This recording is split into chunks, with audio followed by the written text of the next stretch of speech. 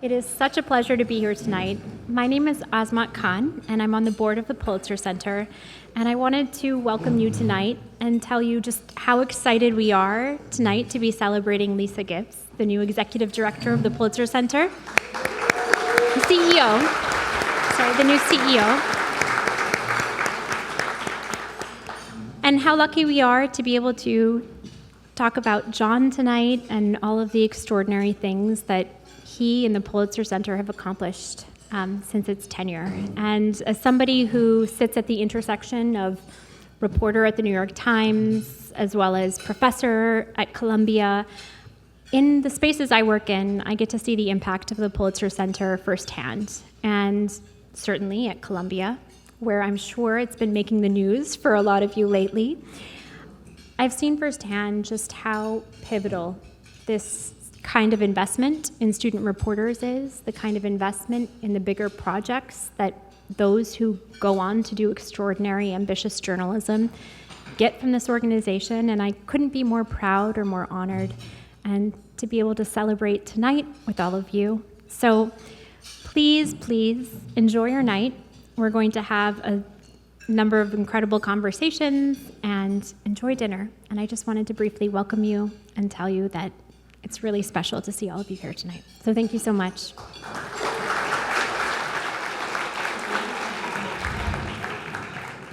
I'm mindful. Emmy's watching me to make sure she can hear me and all of you can hear me. So I hope the mic is good. Is it working? Good. Okay, good.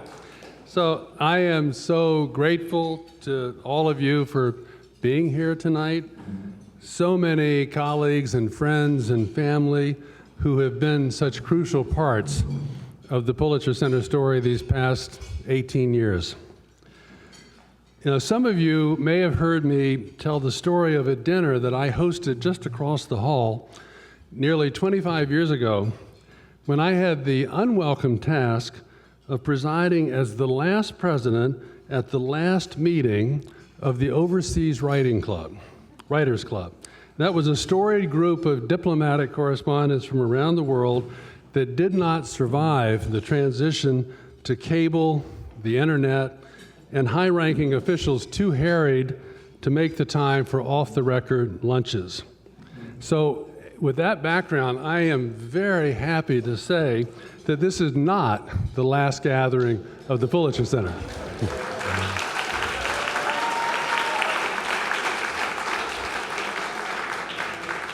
So you've heard from Azmat Khan, a member of our board of directors who represents not just extraordinary journalism and academic commitment, but also next generation leadership.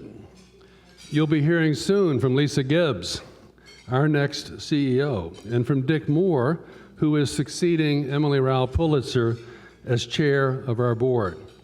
You'll be hearing from Emmy, too. But first, I want to say just a bit myself about how far we've come and why I'm so excited about the team that we've built, about Lisa, and about what is yet to be. When Emmy Pulitzer agreed to give the seed money for the Pulitzer Center, along with Dick Moore's parents and with the advice of Bill Bush, I don't think any of us had any inkling of the role that the Pulitzer Center would come to play.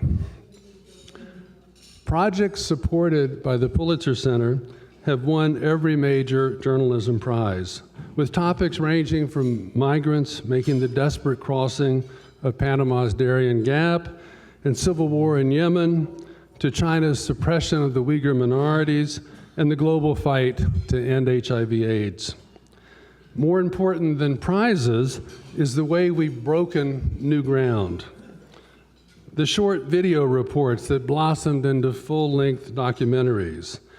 The idea of making poetry a medium for our reporting. First on HIV/AIDS in Jamaica and then on post-earthquake Haiti.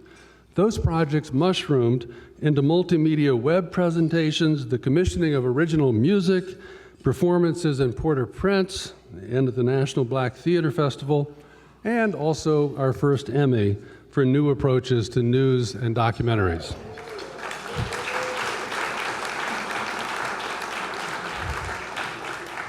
Those new approaches have been a staple throughout, from college reporting contests with YouTube to circus performances, the 10-city tour of the play we produced on solitary confinement, art exhibits in Bangkok, comic books introducing Congolese high schoolers to the reality of climate change, and the curricular resources that we deployed in thousands of schools for the 1619 Project.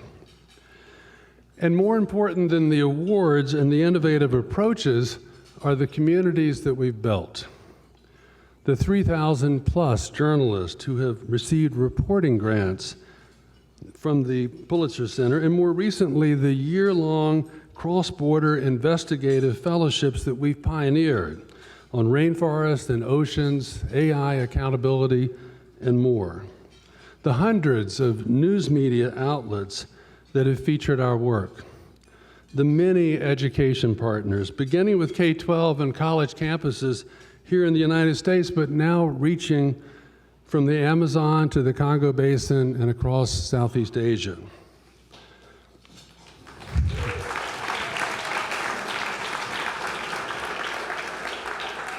And in just a moment, you'll hear from one of our grantees, Nick Schifrin of PBS NewsHour, who exemplifies the ambition and commitment of Pulitzer Center initiatives at their best.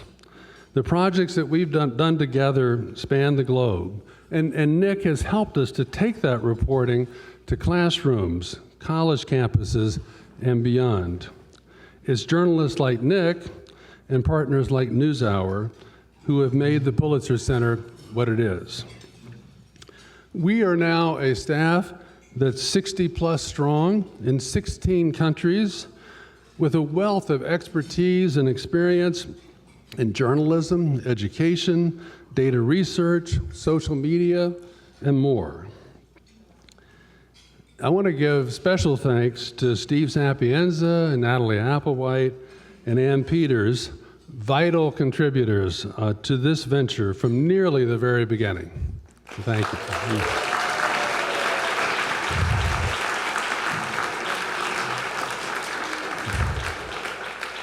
To Tom Hunley and to Mark Schulte, who joined us early on and laid the groundwork for the stellar editorial and engagement teams that we have today.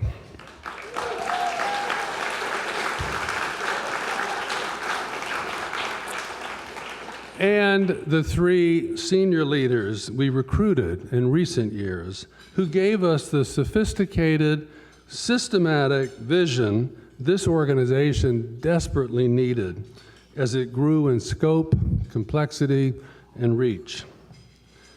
Marina Walker Guevara.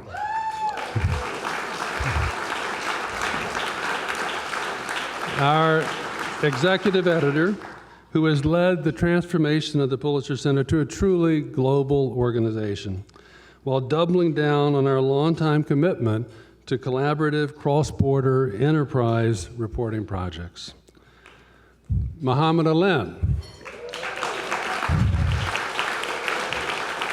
who has built from scratch, I'm telling you, really from scratch, the staff and systems for managing human resources, finance, IT, and ops more generally, with unfailing energy, flair, and creativity. And to Flora Pereira, who as head of our international education and outreach team, showed us how to plan intentionally to achieve the impact we seek, an approach that she's now bringing to our engagement work overall. I also want to thank our magnificent board of directors under the leadership of Emmy Pulitzer. I want to ask that each of you, could you please stand so that everyone here will know who and where you are. Emmy Pulitzer.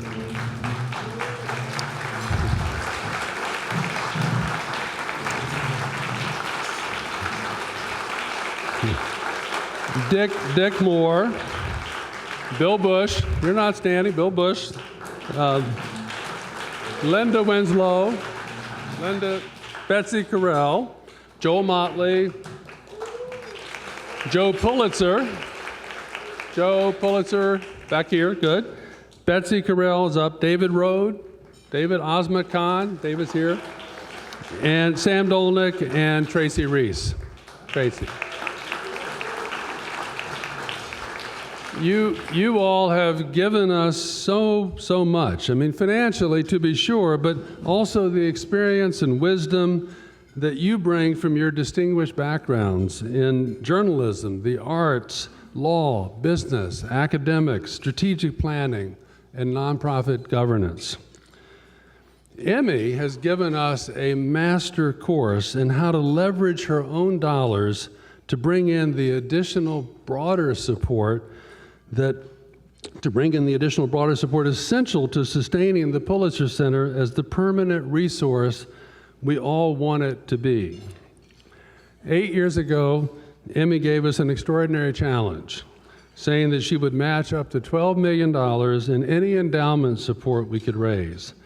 It took us 5 years, and my mother thought we'd never get there, but we met that challenge, thanks in part to a lot of help from fellow board members Dick Moore, Betsy Carell, Bill Bush, and Joe Pulitzer. 2 years ago, she gave us a second big challenge, saying that she would match an endowment support up to $10 million against any multi-year operating support we could raise. We met that challenge too. With the help of the Norwegian aid agency NORAD and the Gates and Loudis Foundations.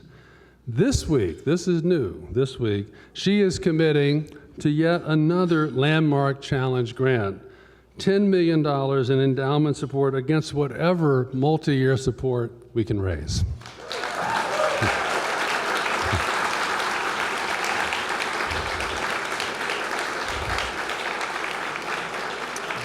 Thank you for this latest support, Emmy, and for everything you have done to make the Pulitzer Center what it is. This latest challenge is very much a challenge for Lisa Gibbs and the team she'll now direct. I will be happily cheering them on from the sidelines.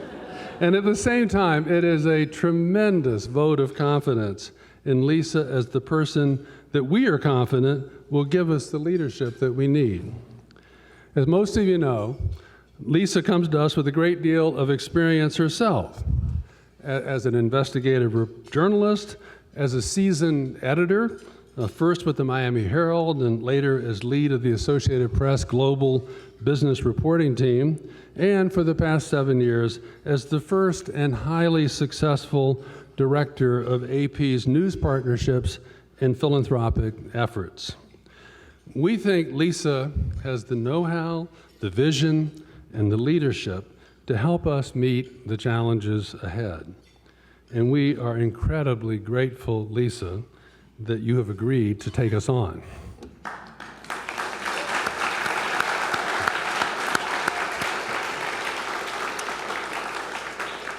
I am also deeply grateful to Dick Moore, who succeeded both of his parents as a member of our board of directors and has now agreed to succeed Emmy as chair. Dick, himself a great-grandson of the first Joseph Pulitzer, has thrown himself enthusiastically into this big responsibility. He was a leader in the strategic planning process that we went through last year, an active participant in the center's 2 staff retreats in Lisbon a year ago and in Panama last month. He led the search committee that brought us to Lisa. He's now actively engaged with others on the board to build up its governance structure and to recruit additional strong members. And like Emmy, he is doubling down on his commitment to Lisa and to the team she'll lead, increasing to $500,000 per year over the next 5 years the amount of general operating support that he and his wife Barbara are committing to the Pulitzer Center.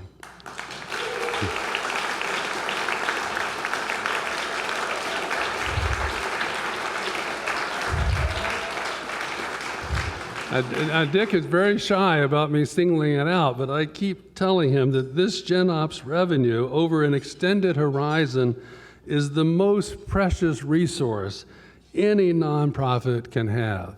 And what a vote of confidence in Lisa as she and the Pulitzer Center begin this new chapter. So thank you.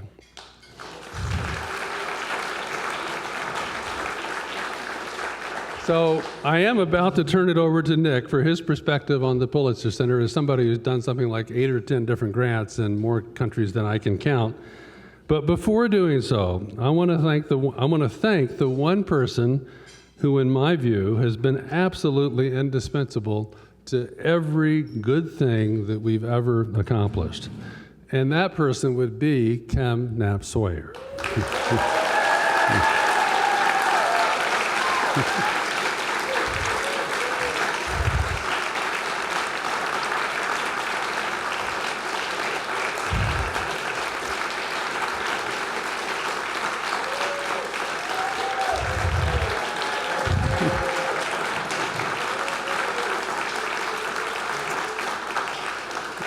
For our entire life together, she's always gotten more applause than I have. And with good reason. She, as you know, she is the director of our Reporting Fellows program, the early and constant champion of our engagement activities, and the kind and insightful and supportive voice for each person she has encountered at the Pulitzer Center and in every other classroom or venue or family graced with her strong and loving presence. Our children and 6 of our grandchildren are with us tonight, spread out in corners of the room.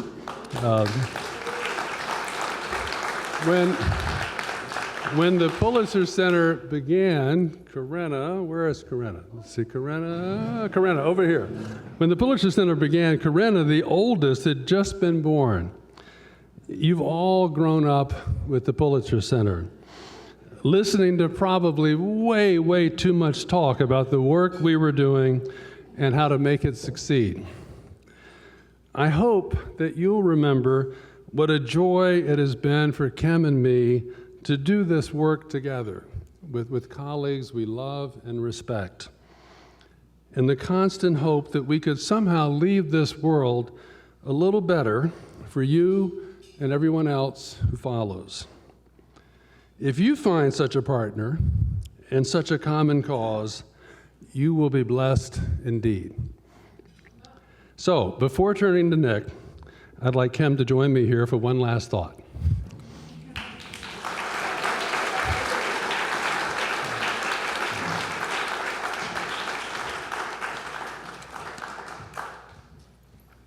Thank you, Jon. I'm watching Emmy, to make sure you can hear. And a warm welcome to Lisa. Those of you who have been in this room at the Pulitzer Center Washington weekend know how much it has meant to me over the years to work with our reporting fellows and to watch their careers develop. So many of the stories they've told stick with me. Food access in Detroit and New Orleans, acid attack survivors in Pakistan, support for young refugees who make their way to Greece, Turkey, and India, emergency health care for Ugandans, climate adaptation in Mongolia, stories of Venezuelan migrants starting over in New York City, or of the Rohingya diaspora as seen through the eyes of a City College's Chicago student, himself a Rohingya refugee. I could go on, but now I'm excited to share that I am passing on my role to Karima Haynes.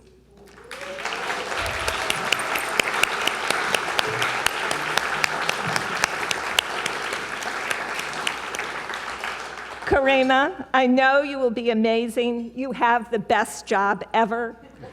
And may you make each reporting fellowship both challenging and rewarding. I also want to take this opportunity to thank all of you who are with us here tonight, our friends who have given us good advice from the get-go, our family who have closely followed all the ins and outs of this journey, as Jon said, shared brilliant ideas, and provided diversion that kept us on an even keel. And thank you to our fabulous Pulitzer Center Board of Directors, and to all the grantees who have produced groundbreaking work, and those grantees who have served as advisors to our reporting fellows. To all our campus partners and the advisory council members, many thanks to those who made a special trip to be here tonight. And also, thank you to the entire Pulitzer Center team. I've enjoyed working with you more than you know. I'll always look back fondly on the many events, campus visits, and all the birthday cakes. Steve, pass my thanks on to Madeline. On producing flowcharts and looking for sloths at our Panama retreat, and on getting through the pandemic together, adapting to icebreakers and webinars on Zoom, little knowing that they would become our standard modus operandi. To work with you and see how we have grown has been both a thrill and a great privilege. Thank you all for your friendship, and thank you, Jon, for thinking creatively and making things happen.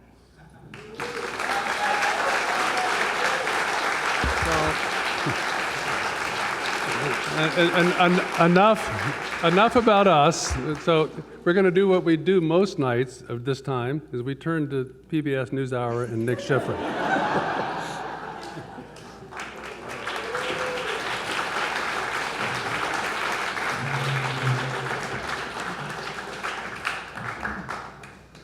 Actually, not quite enough about you yet. I want to just talk for a few minutes, because I've only been asked to talk for 5 to 7 minutes, about legacy. What is a legacy? And I'd like to say that perhaps one version of a legacy is coming to a dinner where the placemat is a couple who not only we just saw work together, but who have been married for 50 years.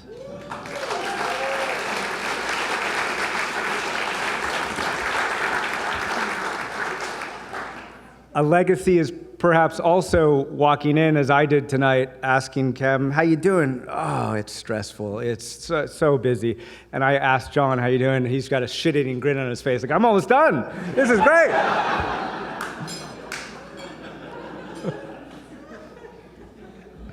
It's a pretty good legacy, right? I think the legacy that I want to talk most about is the legacy of 3,000 journalists extraordinary. And like any journalist, I suppose, and like the Pulitzer Center wouldn't mind, I will talk about that idea with a story. So Jon mentioned a couple times how NewsHour has been so grateful to have Pulitzer's help. And my involvement with NewsHour started 8 years ago. Nigeria, and then Kenya, Ukraine, Gaza, half a dozen others followed. But the story I want to tell precedes that. It's in 2014, and it's in Gaza. During what we thought was the big war, the big ground war, the last time before the last 8 months or so that Israel had a ground war in Gaza. And don't worry, this is not political. I was in there for 6 or 7 weeks, and I came out of Gaza, and I was living in West Jerusalem at the time. And my watch broke while I was in Gaza. So I went to the watch store down the street from my house in West Jerusalem. And I walked in, and the woman behind the counter says, I shouldn't do the Israeli accent, oh, how are you? You know, what are you doing here? I was like, oh, just here to fix my watch. No, really, what are you doing here? Are you single? It's like, no. Just here to fix my watch, because, you know, my daughter is, okay, no, it's just a watch. And we got talking, and I asked her, or she asked me, so what do you do?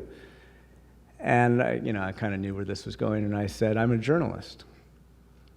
And she said, oh, honey, come up here. We got the famous journalist out here. So the husband comes out, and she asked me, so did you tell the truth? Were you in Gaza? I said, yeah, I was in Gaza. Did you tell the truth? Did you tell them that their mothers throw their babies in front of our missiles?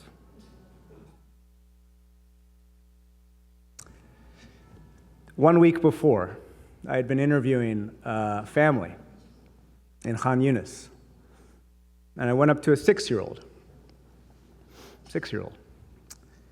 and I asked her what she wanted to be when she grew up. What do you want for your future? And she looked at her father, who whispered in her ear. And I guess he told her to tell her this, but what came out of her mouth was, I want the Israelis to die and I want Israel to be wiped off the map. The opposite of war is not peace, it is humanity.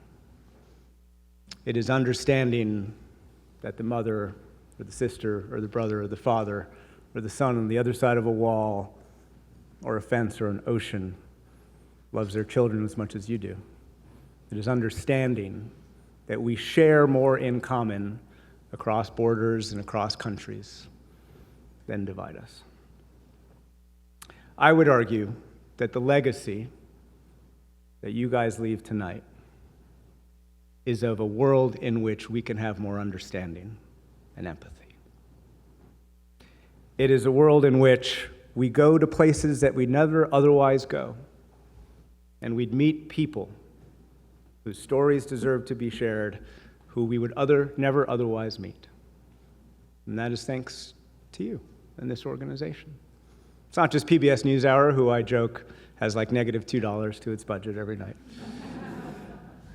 There are countless journalists and countless stories, journalists who have been able to tell those stories around the world that would not have been told without the Pulitzer Center, without the Sawyers. And those are the stories. Those are the means through which a divided America and a world that is distracted can read about the person behind the wall, can meet the person on the other edge of the fence, can meet the family on the other side of the ocean, and think, maybe, just maybe, that person is just like me. Maybe they have the same dreams for themselves and their children that I do. Hamilton, or Lin-Manuel Miranda as Hamilton, it's the first time I'll ever rap in a speech, gave his title character this idea when it came to what is a legacy, which is a question that he asks himself toward the end. Some of you may know these lines. What is a legacy? Planting seeds in a garden I never get to see. I wrote some notes at the beginning of a song that someone else will sing for me. Well, Hamilton had big dreams and he accomplished a lot. Most of us don't have as big dreams. And most of us would like simply the idea of leaving something good as we are here. Hamilton says, we have no control who lives, who dies, who tells your story. Well, actually, some of us do have the ability and the legacy to decide who tells our story and the stories that need to be told. And that's you two. And that's this organization. The seeds that you have planted are seeds of empathy. They are seeds of understanding. They are seeds of humanity. And God knows we all need more of that. So, thank you to all of you for everything, and not only you, but everyone at Pulitzer Center who does what you do. We are grateful, and the world's a better place. Thanks.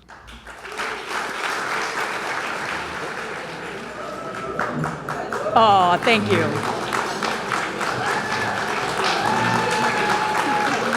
Thank you.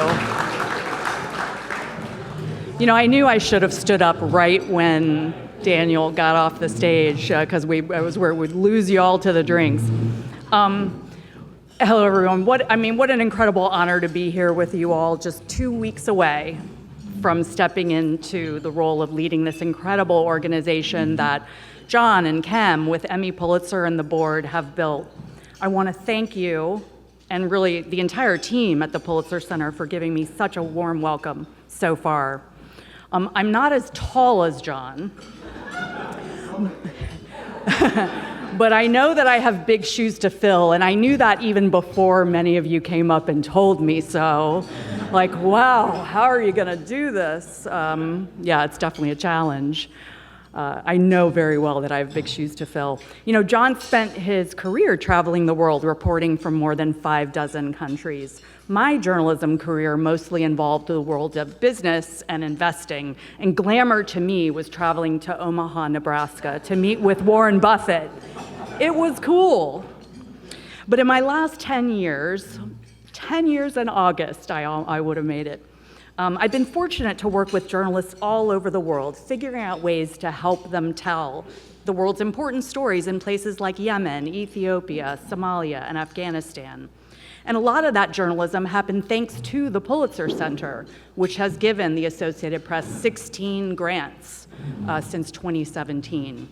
And so I grew to love the Pulitzer Center as a grantee first. For one of those projects, a year-long series on the terrible human cost of the war in Yemen, AP in 2019 was awarded the Pulitzer Prize for International Reporting.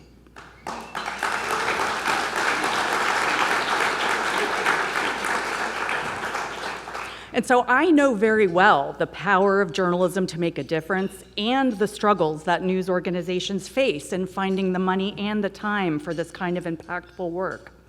And that was what motivated me to pivot my career from doing the journalism to finding funding for the journalism. In the last 7 or so years at AP, thanks to philanthropic support and some great partners, I've been able to build new reporting teams on climate, education, democracy, fund AI product development and training, seed experiments in social media, and more. Sounds a little like the Pulitzer Center, doesn't it? In 2017, AP had one foundation funder, the Knight Foundation. Today, we have 28. And when I finish my last day on the job, Wednesday, my team and I will have brought in about $62 million in new funding to AP.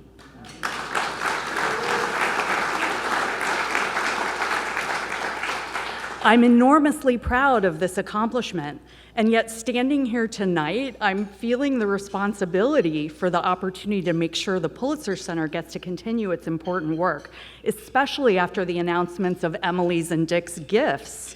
I'm like, oh, whew, like, am I gonna be able to make this happen? You know?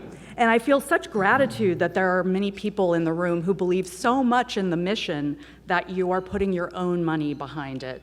I want to thank Jon and Kem and the board for giving me this chance and believing in me to do this work.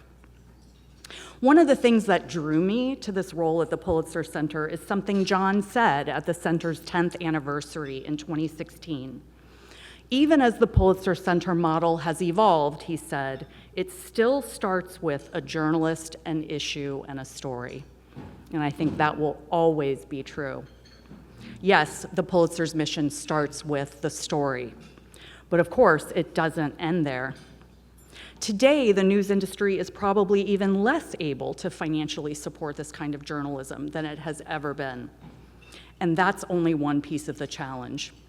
What we have to contend with, and what I spend a lot of time thinking about it, I mean, it's the proverbial issue that keeps me up at night, is that increasingly the public is not consuming or even seeing the journalism we're giving them.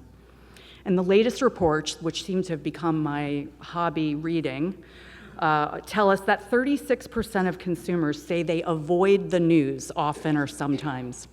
And topics like climate and conflict score high on the list of topics that people choose to avoid. It's understandable that news about these issues make people feel anxious and overwhelmed. First, we need to make sure they're even seeing the journalism in the first place. When a group called Next Gen News interviewed 18 to 25-year-olds from the US, Nigeria, and India last year, it found, not surprisingly, that this young group spends their time on social media and aggregators like Reddit, and they don't have connections to traditional media brands. They don't see themselves represented in news stories, and they don't think the way news is presented is accessible enough to them. Tackling these challenges is where I believe Pulitzer Center can make transformative change going forward. With the powerful journalism we, and I can say we now, fund, the ways we bring the journalism to schools and universities, to new arenas like outdoor photography exhibitions and community events, the center is and can lead the way in bringing important stories to these reluctant or unreached audiences. And we've already started with the new Story Reach program, which is something I'm particularly excited that the Pulitzer Center is doing. Story Reach just announced 9 fellowships to journalists at US media outlets who are experimenting with new ways to engage their communities. In thinking of our work as a lab of exploration and experimentation around engagement, the Pulitzer Center can help the global news industry win the battle for the public's attention so that we can have the impact that we truly want to have. Making journalism matter to new and future generations of consumers is a mission and opportunity that fills me with enormous excitement. In fact, I have worn out the word excited, only to be followed by thrilled in the last few weeks. I need to find some new words. I am counting the days until I start, 13. And I'm looking forward to working with all of you to make the Pulitzer Center even stronger and live up to the amazing legacy that Jon, Kem, Emmy, and the entire board have given us. Thank you.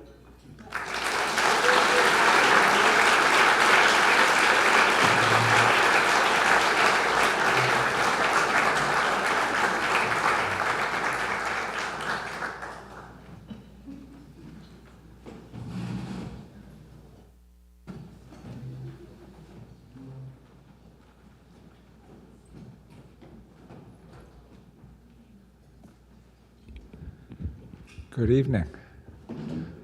I'm Dick Moore, and it's a new role for me to stand up in front of a crowd like this, and I'm delighted to be here. I'm here really to lead us in a few more thank yous. As a member of the board, I've been continually impressed by the full-hearted commitment to the center and to its work by every one of its members. Being in Panama for the better part of a week a few months ago really was an eye-opener for me. And I shouldn't say eye-opener, I should have known, but being in the presence and spending time with virtually the entire staff from all around the world, I was amazed at the passion, the dedication, the ability of people to speak and speak well. It just gave me so much confidence in what you, Jon, and Kem have built. You know, as you heard from Jon, 18 years ago, the Pulitzer Center was simply an idea that such an organization could hold the key to ensuring that important but underreported or even unreported stories would get told. That is the idea that Jon took, and with the unwavering support of many people, including many of you here tonight, has largely shaped the center and its mission into what you see today, people committed to getting the stories out with as much impact as possible. This is an extraordinary success, and I thank you again, Jon, and thank you, Kem, for the role you have played as well.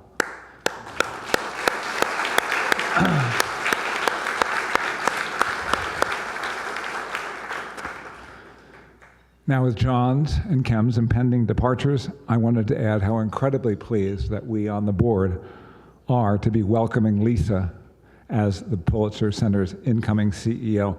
I've been getting to know Lisa over the past few months, including tonight over dinner, and I know that with her experience and record of success with the Associated Press and other news organizations, she's ready to continue and to build on Jon's amazing work. Please join me in welcoming Lisa one more time.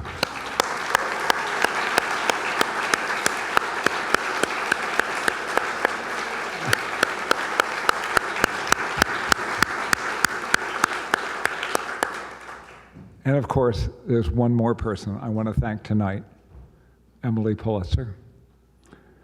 starting with John's original proposal, Emmy has, with her generous and unfailing support for Jon and the Pulitzer Center, been absolutely critical to the success of both.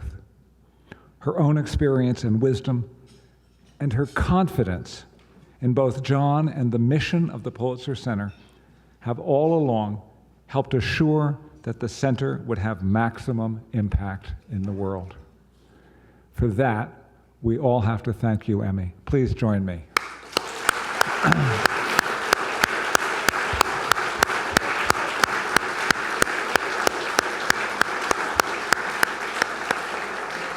Now, in just a second, it's going to be Emmy's turn to stand up here, but before that, we have approaching the deck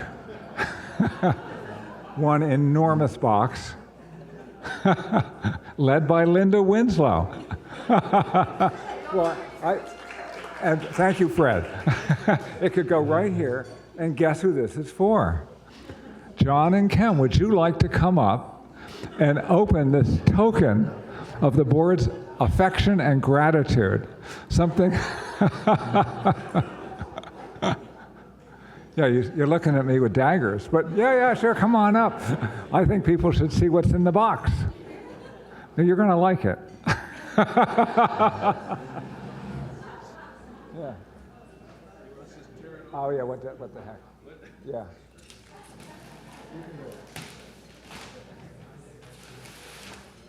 Oh, look at that. It's the box.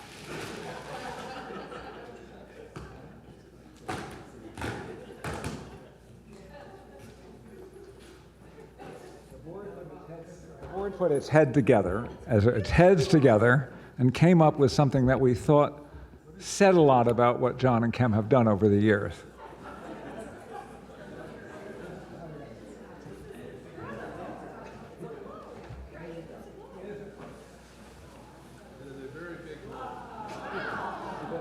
It is a very big globe. It has all the countries and land masses of the world, as well as the oceans. There's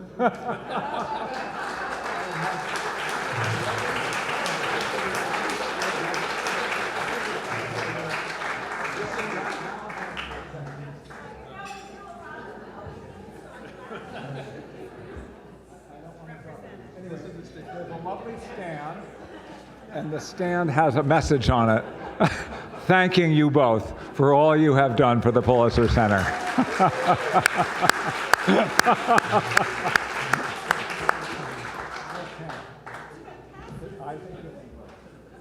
And with that, let me welcome Emmy.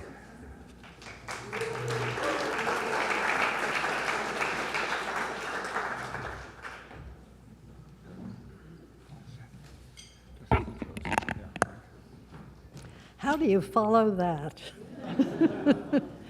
And what I was prepared to say, to talk about, was the very shaky beginnings of all of this, not the grand successes that we've been celebrating tonight. In one sense, the history of the center began with the sale of the Pulitzer newspaper company. You can imagine, but perhaps not, looking back from now, that in the mid-1990s, it was a very difficult and painful decision to sell the fourth generation Pulitzer newspaper company. My late husband, who had headed the company for almost 4 decades, cared passionately about producing responsible and quality journalism so that it was not like selling a company that made widgets.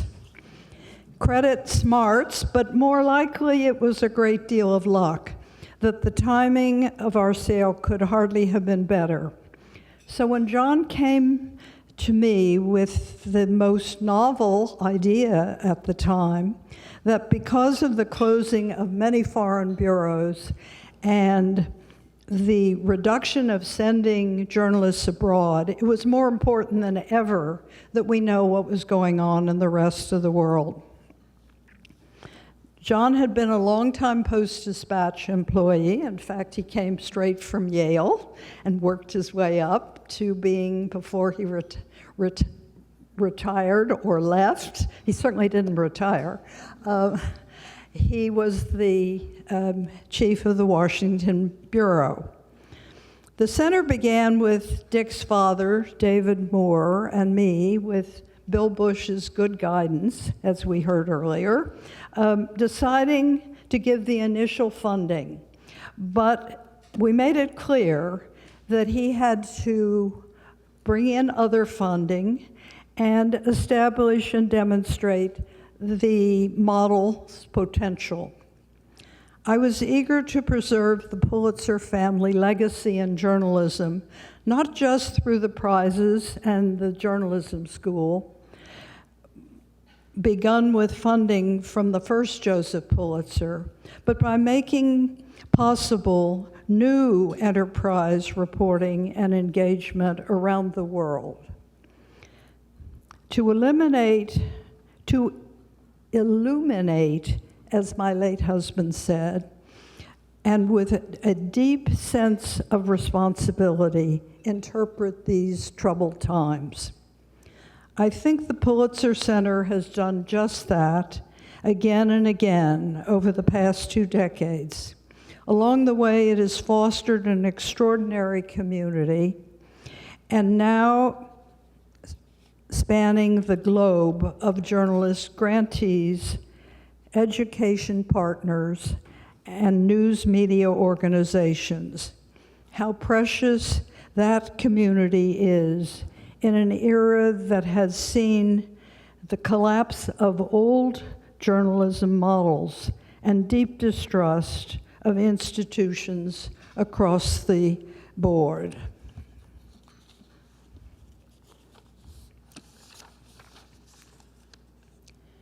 The center has also recruited like-minded foundations, individual donors, people who share our commitment to making world-class journalism the vehicle for engaging the broadest possible audience across our many political and cultural divides. 2 years ago, this fall, Jon and I began discussing what it would take to ensure the Pulitzer Center's permanent presence in resources for journalists, educators, and the public at large. With the help of the board and the Pulitzer Center's wonderful staff, we began a year-long strategic planning process. We set about raising new long-term funding, including endowment, and we set in motion the process of identifying the new leadership on the board of directors and the staff that we knew was essential if the Pulitzer Center was to survive. How rewarding it has been to have been involved with Jon, this remarkable man whose vision and hard work have created this extraordinary institution. It will continue and develop in part due to Jon's openness to change, careful planning, and willingness to pass the reins on to Lisa Gibbs. You've just heard from Lisa and Dick, so I think you know why Jon and I and everyone at the Pulitzer Center are so excited about the work that lies ahead. I look forward to continuing service on the board under Dick's leadership, and I know that Jon is eager to provide whatever help he can to the board and Lisa. No shortage of challenges ahead in this country and across the globe, but how fortunate we are to be part of an institution that champions the power of stories to make complex issues relevant and to inspire action. The center's real story has been an inspiration to me and to many. I'm excited about characters, the future, the chapters still to come. Thank you all for coming.